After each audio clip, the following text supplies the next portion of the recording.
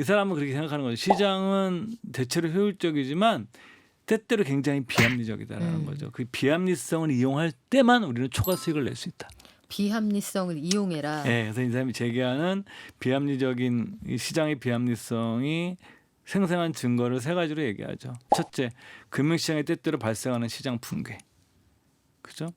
그다음에 둘째, 시장 심리를 적용한 투자 모델. 예를 들어서 상승한 주식을 사는 것보다 하락한 주식을 사는 전략이 장기적으로 더 좋은 성과를 냈다. 이거는 뭐 시뮬레이션. 그렇죠. 싸게 사서 비싸게 팔 수 있으니까. 해보고 이제 살아있는 증거로 또 워렌 버핏 아. 같은 사람이 존재한다는 것 자체가 네. 시장이 비합리적인 거라고 얘기를 하는데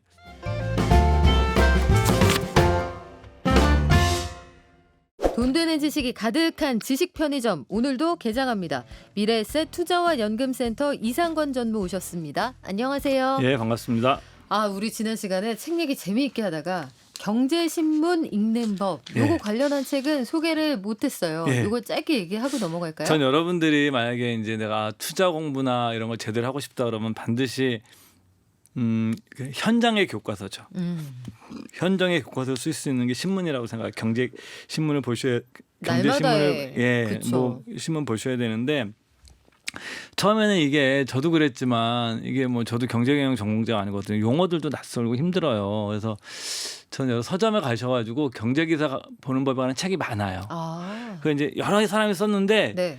제가 왜 딱 한 권을 그 지목하지 않으면 이거는 사람마다 다 이렇게 보기에 좋아하는 습성이 있어요. 자기 스타일에 맞는 게 있겠죠. 그럼 저는 그냥 아무거나 가서 보신다면 이 경제기사 보는 법 책이 내가 좀 쉽고 좀 이해가 될 것 같아. 그런 거 사셔서 네. 한번 쭉 보시고 나서 신문으로 넘어가시면 가장 좋고 신문을 어떻게 보시면 여러분들 그럼 뭐 인터넷으로 보면 되지 이렇게 생각하셔도 되고 뭐 자유신데 저는 어떻게 해석하길 바라냐면 우리나라에 그 있는 경제가 돌아가는 상황을 내가 한 달에 한 돈 10,000원도 안 되는 돈으로 매일매일 내가 보고서를 받는다고 생각하시면 정말 이거는 저비용으로 내가 그 보고서를 받으시는 거예요. 네? 맞아요. 근데 많은 분들이 이거는 뭐 신문 있으니까 뭐 너무 뭐 굳이 이렇게 봐야 돼? 막 쌓이기만 하고 근데 그렇게 생각하지 마시고 여러분들이 그걸 직접 다니시면서 보고서를 직접 얻으시려고 그러면 어마어마한 비용을 지불해도 되는데 불가능. 요즘 어떤지 모르겠지만 또 구독하면 또 한 1, 2년 공짜로도 주고 돈도 주잖아요. 네. 예, 그래서 그렇게 해서 여러분들께서 경제신문을 직접 보시는 게 저는 제일 좋은 경제 공부법이라고 생각을 합니다. 저도 강추. 그리고 그 신문들 다 보고 난 저희가 준비해드리잖아요. 목돈연구소에서 날마다 그 뉴스 브리핑 들으시면 어떡해 강제로 똑똑해지네 이런 순간이 옵니다. 자 그리고요 우리 지금 긴 추석 연휴 오랜만에 즐기고들 계실 텐데 세 번째 시간이에요. 책과 투자 이야기. 오늘은 어떤 책 같이 볼까요? 오늘은 좀 투자 마인드. 네. 그 이제 인간에 대한 이해, 투자 마인드와 인간에 대한 이해 다룬 책. 그다음에 두 번째가 이제 그 투자를 좀 투자 방법에 관한 책인데 요즘 뭐 인덱스 투자가 제가 말씀 많이 드리는데 어떤 치과 의사분이 책을 썼는데 인덱스 투자에 대해서 사실 인덱스 투자를 우리 여러분들 제대로 책을 읽으려고 그러면 네. 인덱스 펀드의 아버지인 존 보글의 책을 읽어야 돼요. 번역이 다 나와 있고 그리고 최근에 나온 책 중에 투자의 구원자들이라고 그래서 그 S&P 500 그 ETF의 역사를 다룬 책을 그걸 보시는 게 더 깊이 있게 보시는 건 좋은데 개인 투자자들이 나 그거 영어 공부 힘들어. 근데 실제로 개인이 어떻게 하고 있는지를 알고 싶어. 그런데 네. 그냥 단순하게 그냥 뭐 돈 벌었다 이게 아니라 여러 가지 시뮬레이션도 보여주고 데이터도 보여주고 이런 책이 있는 거예요. 이야. 그것도 현직 치과의사 분이 쓰셔가지고 대단하다. 그래서 저는 이 책은 그래서 뭐 여러분들께서 오히려 인덱스 투자에 관심 있으신 분들은 올해 이거를 시작하면 제가 보기에는 그 존 보글 책이나 그 투자의 구원자들은 좀 노력이 좀 필요한데 네. 덜 힘들게 할 수 있을 것 같고. 책 제목이 뭔가요? 잠깐만요. 책 제목이 아마도 쉬운 배당 투자 설명서. 네. 배당 투자 설명서. 네. 그래요. 이 책의 내용부터 짧게 좀 설명을 해드릴까요? 예. 그 먼저 해야 될 게 이제 비열한 시장과 동물범부터 할까요? 아니면은 그 아마도 쉬운 배당 투자 설명서부터 할까요? 이야기를 꺼냈으니까 아마도 예. 쉬운 배당 투자 설명서 그리고 이 책부터 볼까요? 참고로 이 치과 의사분은 저와는 일면식도 없는 사이입니다. 아니 현직 치과 의사분들 예, 제가 이제 책까지. 그 제가 서점에 가서 네. 이렇게 보다가 이분이 하는 ETF는 S&P 500이 아니라 VTI라고 그 뱅가드 토탈 인덱스라고 해서 S&P 500은 500개라지만 그 VTI는 미국 주식 전부 다 통으로 다 하는 거예요. 이게 이제 존 보울이 얘기했던 인덱스 펀드의 아버지 얘기는 모든 주식을 소유하라는 개념에 가장 가까운 인덱스인데 사실 이 책에도 나오지만 장기 이렇게 수익률을 그게 보게 되면 VTI나 S&P 500이랑 거의 뭐 비슷한 추세를 보입니다. 그래서 뭐 어떤 걸 하셔도 되는데 이분은 개인적으로 VTI를 직접 미국 주식을 하시는 분이에요. 네. 뭐 연금 같은 건 한국에서 VTI 지금 현재는 할 수는 없고요. 네. 한국은 S&P 500은 할 수가 있는데 아까도 말씀드린 것처럼 이 책의 미덕은 그 일단은 정말 일반인의 입장에서 쓰여졌다라는 거. 그리고 이분이 오로지 이 투자만 해요. 딴 거 안 하고요. 딴 거 안 하고 이야. VTI만 하고 그다음에 이 사람은 그 자산을 게더링 모아나가 수집가처럼 투자를 하고. 지난번에 배운 거하고 약간 예. 겹쳐요. 그래서 컬렉터가 되라. 예, 그래서 이분이 그렇게 하시고 있고 이게 여기서 이제 그 한 예를 들게 되면 여러분들 VTI나 S&P 500 같은 데서 여러분 자꾸 까먹는 게 복리가 뭐 1점 몇 %밖에 배당 수익률이 안 나오니까 무시하는데 이 복리 수익률이 한 10년, 20년간 어마어마해지는 거예요. 여기서도 이제 한 예를 드는데 1994년 1월 스파이라고 해서 이제 미국에 있는 S&P 500이죠. 네. 1만 달러를 2021년 1월에는 약간 7만 9천 달러. 그러니까 이제 약 8배가 조금 안 되는 거죠. 만약에 이게 한 그 94년부터 그러니까 17년 그죠? 야. 근데 이제 배당 여러분들 아마 지금 그 투자하셔가지고 한 17년 동안 8배 번 적 뭐 별로 없으실 거예요. 제 생각에 개인 투자들. 없고요. 그 네. 정도의 시계를 가지고 장기 네. 투자해본 분도 많지는 않을 거예요. 예, 이제 네. 배당금을 재투자할 경우에는 1만 달러가 같은 기간 동안 13만 1천 달러가 돼요. 이야. 그러니까 거의 5만 달러 차이가 나요. 이게 왜 그러냐면은 배당이 나오고 배당이 성장하면서 계속 배당금이 올라가서 그래요. 장기적으로. 그러니까 배당금이 나오고 이거 재투자하고 배당금이 또 배당이 성장이 되기 때문에 그 늘어난 금액이 또 재투자 계속 이런 식의 구조거든요. 눈덩이처럼 이렇게 예. 점점 커지는 거죠. 그러니까 이분이 이 책에서 이런 것들을 개인 투자들이 알 수 있게끔 자기 경험을 바탕으로 잘 정리해놨어요. 아, 제가 네. 보기에는 제가 우리나라 그냥 일반 개인 투자자들이 쓴 이 인덱스 투자에 관한 책 중에서는 제가 보기에는 가장 쉽고 제가 가장 명료하고 현실적이고 만약에 그 너무 원론적 얘기만 했으면 제가 추천 안 할 텐데 현실적이어서 이거를 보신 다음에 여러분들 좀 보고 이 책으로 넘어가시면 인덱스 투자에 대해서 뭐 저보다도 더 많이 아시게 되지 않을까. 그리고 인덱스 투자하면 실패가 줄어든다는 측면에서 아마 예. 올해 장이 변동성이 커서 나 돈 많이 벌었어 이런 사람도 있지만 그 뒤에만 따라가다가 예. 이 적자만 키운 분들도 분명 계실 거거든요. 요거 예. 한번 보시면 좋을 것 같고 자 투자 심리와 관련된 책으로는 비열한 시장과 도마뱀의 뇌. 예. 아유 무슨 제목이 이렇습니까? 이게 이제 사실 이 책도 제가 감수한 책이라 이거는 제가 뭐 감수하려고 감수한 게 아니라 예전에 나왔던 책이 복관이 된 건데 예전에 제가 이제 이 책을 작업했던 그 출판사 직원이 이제 후배여가지고 제가 이거 그것도 작업하려고 그런 게 아니라 네. 그 친구가 이런 책이 있는데 한번 봐달라고 그래서 이제 본 거죠. 그 이제 판권을 사갖고 와서 봤는데 야 너무 재밌다 이 책 너무 재밌고 내가 너무 좋아하는 주제의 책이다라는 거서 근데 어떻게 또 이번에 옛날에 그 책을 이제 추천사 써놨더니 또 그것 때문에 인연이 돼가지고 이번에도 이 책을 다시 한번 복관을 제가 도와드리게 됐는데 네. 이거 이제 전 이거 더 이상 돈 못 벌어요. 여러분 오해하지 마시고 이게 저 이제 그냥 추천사 쓰면 끝인 겁니다. 원고료 받고 아니, 다들 아실 예. 거예요. 제가 이거 뭐 일세 네. 받는 거 아닙니다. 여러분 오해하지 아유. 않으셨으면 좋겠고요. 네. 그래서 여기서 보면은 이 책에서 이제 그 인간의 본성이라는 거죠. 인간의 본성과 투자는 어떤 것인가. 여러분 한번 생각해 보셨으면 좋겠어요. 여러분들이라는 사람과 내가 가지고 있는 본성과 투자가 어떤 관계에 있는 거지? 조화가 되느냐. 그리고 과연 내가 주가 변동성이나 이런 것들을 어떻게 내가 몸이 받아들이고 생각이 받아들이지? 이런 것들을 한 번쯤 의문점을 가져야 된다라는 거예요. 그러니까 이 책에서는 그런 걸 다루는 거예요. 그러니까 인간의 본성이라는 거는 뭐 저자 얘기는 그러죠. 인간은 저기 아프리카 사바나 초원에서부터 진화해 왔잖아요. 네. 그러니까 이 저자는 경제학 박사면서 생물학 박사고 또 벤처기업을 창업해서 IPO를 시켰던 사람이에요. 그러니까 헐. 얘기하신 그 테리 버넴이라는 네. 사람인데 대학 교수인데 그 이 사람이 그 생물학도 진화 생물학도 공부를 했고 그다음에 경제학 박사기도 하고 그 하버드에서 그러니까 아니 이게 실존하는 예. 사람 맞죠? 네. 좀 가끔 제가 흔히 쓰는 표현으로는 약간 재수 없는 인간이라고 그러는데 공부하면 너무 다 잘하는 사람들을 야. 제가 아시는 분이 그런 분이 계시거든요. 네. 뭐 방송국 PD인데 틈틈이 공부를 해서 공인회계사에 붙었어. 아. 그래서 제가 그러거든요. 그분한테 뭐 가끔 저녁 아, 먹으면 전 친구 안 할래요. 예, 재수 없어 그러고 네, 전 친구 안 오해하지 하겠습니다. 마세요 그런 분들. 네. 그 여기서 이제 사바나에서 지나온 존재인데 인간의 본성은 본성과 뇌, 그 기억하고 있는 뇌는 음식과 은신처, 생존과 번식에 도움이 되는 쪽으로 진화해 왔지 주식시장에 적합하게 진화해 온 것은 아니에요. 아, 우리가 언제부터 주식 사고 팔았어 이 얘기네요. 그렇죠. 그러니까 세계 최초의 주식시장이 1602년도에 네덜란드 암스테르담에서 생겼단 말이에요. 네. 그 동인도 회사. 그 영화도 있잖아요. 그 해적 유령 나오는 해서. 그렇죠. 선박무역을 하면서. 그렇죠. 그 영화가 네. 뭐죠? 그 조니 뎁 나오는. 캐리비안의 네, 해적. 거기 네. 나오는 회사들이 동인도 회사들이에요.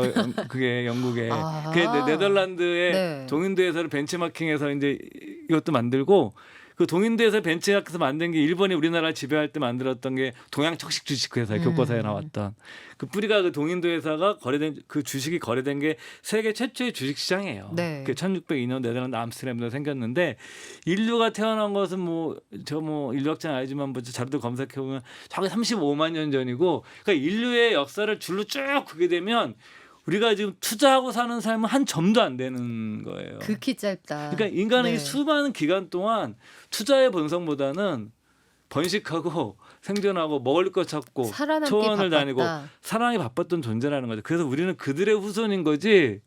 1600년대부터 우리가 주식 투자를 했던 사람들은 우리의 DNA에 거의 미치는 영향이 거의 없는 거예요. 그렇기 때문에 그 인간이 어찌 보면 파충류의 내 그 투자에 있어서는 네. 인간이 인간답게 계속 나오지만 전두엽이거든요. 이마 네. 이렇게 이마가 앞전자 이마 두자 써도 뒤에 있는 그 우리가 전두엽이란 부분이 인간의 판단이라든가 의사결정이라든가 이성적인 행위 이런 추론 능력이라든가 이런 것들을 관장하는 부위인데 그것이 인류의 삶에서 가장 늦게 진화한 것이고, 예? 네. 그리고 또 이 뇌의 각 부위가 순차적으로 하는 것이 아니라 서로 경쟁을 한다라는 거죠. 아. 여기서 이제 어떤 마빈 민스크라는 교수가 한 말이 나오는데 뇌는 서로 다르고 때로 경쟁적인 목표를 가진 마음의 사회다. 말이 너무 멋있죠. 아니, 우리 그래서 좌뇌형, 우뇌형 네. 있는 게 이쪽이 발달하면 이쪽이 좀 덜 발달하고 아이고, 그런 뭐 것도 있잖아요. 그런 거는 좀 그냥 네. 비과학적인 얘기라 부르고요. 하여튼 여하튼 네. 그래서 이제 우리가 동화뱀의 뇌도 우리가 가지고 있고 인간의 뇌도 가지고 있는 것이 경쟁을 할 때도 있고 네. 전혀 이렇게 얘기하는 거예요. 그래서 우리가 그런 내 본성을 알고 그 인간의 본성이 투자에 방해가 될 때 그걸 잘 제어할 수 있는 능력과 이런 훈련들을 해야 되고 또 근데 그런 인간들이 또 행태를 내가 투자할 때 휴먼 인덱스 인간 지표를 활용하는 능력도 키워야 된다고 이 책에서 얘기를 하고 있는 거죠. 사람들의 행태를 보고 판단한다. 네. 휴먼 인덱스. 그러면 그 제목의 절반을 차지하고 있는 비열한 시장. 이건 뭐예요? 비열한 게 어떤 의미로 썼을까요? 시장이 선한 것 같으세요? 아니, 선하진 않지만 비열이라는 거는 냉혹한 시장이라고 했으면 제가 오히려 확 와닿았을 네. 텐데 비열한 거는 약간 정말 수준이 낮고 질도 낮고 뭐 이런 뜻 아닙니까? 그 시장이 이제 비열하다는 표현을 또 쓴 사람이 그 필립 피셔의 아들이고 본인도 대단한 투자가인 캠 피셔도 비열하다는 표현을 네. 했습니다. 그러니까 시장이란 것 자체는 뭐냐면 정말 그 우리가 나쁘고 어떤 때는 굉장히 그 나의 바램이나 이런 것들을 완전히 역이용하기도 하고, 그렇죠. 예? 내 심리를 어떤 때는 잘 들어주는 것 같다가 확 배신도 하는 이런 약간 야멸차고 비열한 면을 가지고 있는 거죠. 그래서 저자들은 이제 그런 의미로서 이런 거를 쓰고 있는 거죠. 아, 비열하다. 그러니까 시장이 그리고 이제 합리적이지가 않죠. 그렇죠. 시장이 합리적이지 않다. 예. 이게 국어사전의 사전적 의미를 보니까 비열하다. 하는 짓이나 성품이 천하고 졸렬하다. 아니, 시장에 이런 특성이 있다는 이게 영어로 건데. 이제 비열함이 민이잖아요. 민, 네. MEAN. 미인하다고 예, 하죠. 예. 못된 아이들한테. 예. 네.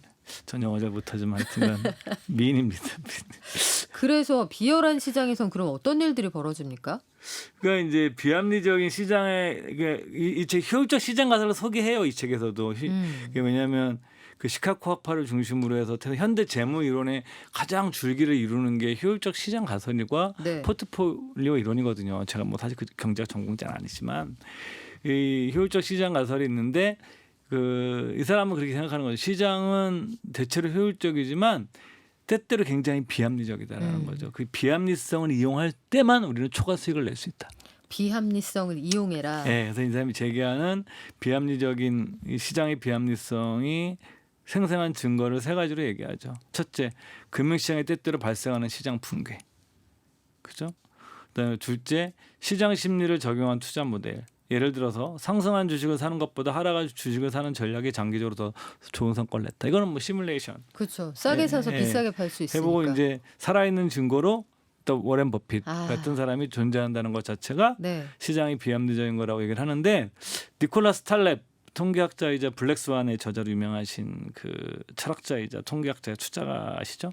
니콜라스 탈렙 같은 경우에는 또 그렇게 설명하지 않아요. 그러니까 여러분들 한 책을 다 믿으시면 안 된다고 말씀드리고 싶은 건데 그러니까, 탈렙은 네. 그 원숭이를 데려다가 다트판에 계속 던지면 최종적으로 버핏 정도로 되는 원숭이 한 마리 나온다라는 거예요. 확률적으로.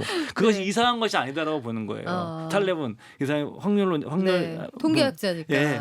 근데 이제 이 똑같은 사를 테니 버넴이라는 경제학자이자 생물학자인 사람은 그 시장의 비합리적인 거에 증거다 저런 사람이 나오는 것 자체가 뭐 이렇게 해석하기도 하는 건데 그건 뭐 여러분들이 어떤 걸 믿으신지 그건 제가 더 강요할 수 있는 것도 아니고 네. 이런 주장들이 있다라는 정도만 제가 소개할 수 있는 거죠. 우리가 그냥 이걸 골고루 편식하지 않고 먹는다고 생각하시면 될 것 같아요. 예. 나의 가치관을 정립할 때 다양한 영양소가 있는데 네. 그중에 뭐가 나한테 제일 맞느냐 그거는 결핍된 영양소가 뭐냐에 따라 달라지겠죠.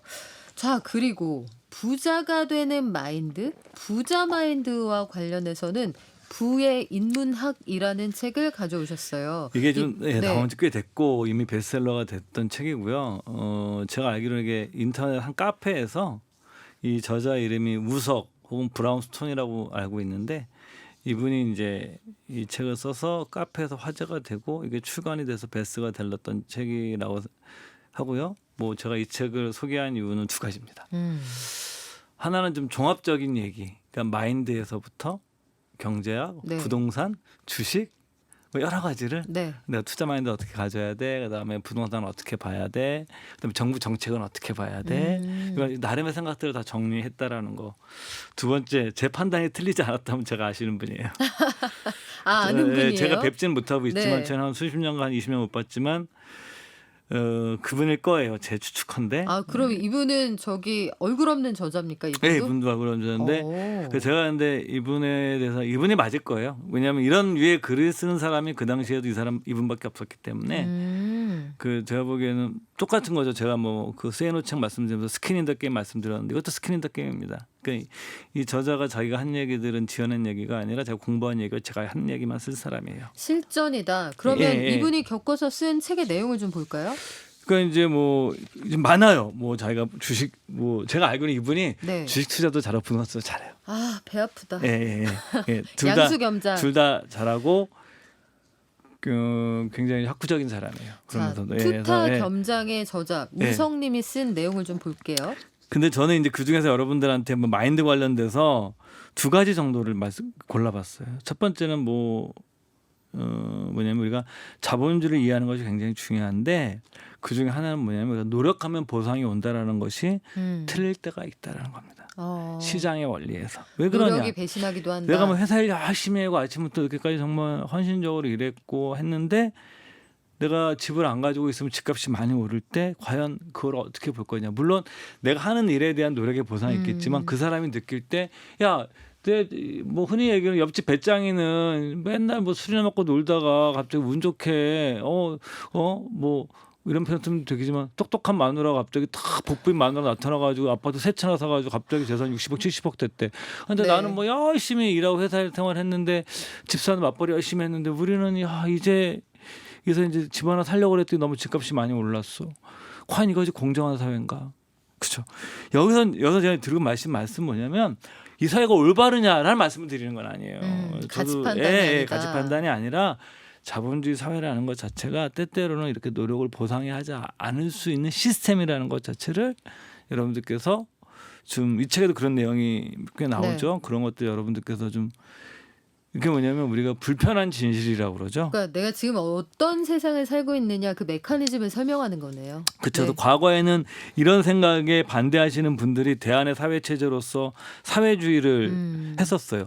당연히 저희 같은 586 세대도 당연히 자본주의 이런 문제점이 있기 때문에 자본주의를 혁명을 해서 그 미래사회 사회주의를 건설해서 모든 사람들이 평등하게 살아야 된다는 것 자체를 상당히 학생들이 많이 영향을 받았던 게 사실이에요. 하지만 네, 뭐 그 저도 거대한 사실은 실험은 실패했죠. 그렇죠. 저도 네. 그거를 뭐 공부했던 세대고 저희도 뭐 그 당시에 뭐 마르크스 레닌주의 책을 좀 부족하지만 공부했던 세대인데 네.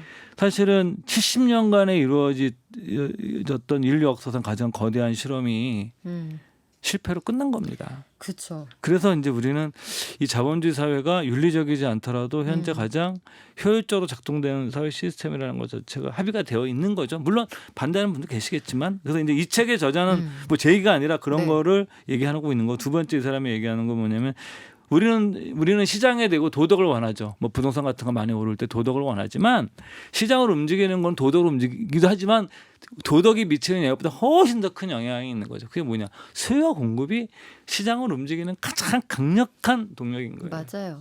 예? 그 어떤 호재고 재료고 다 필요 없고 증시건 부동산이건 수급. 예.